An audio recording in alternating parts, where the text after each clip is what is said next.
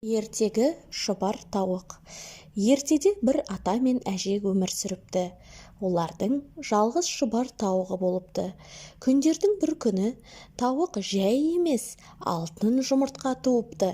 Оған қуанған атасы: «Әй, әжесі, жұмыртқаны жарып көрсек қайтеді? Мүмкін ішінде гауһар тас бар шығар», депті де жұмыртқаны қасықпен соққылап сындыра алмапты.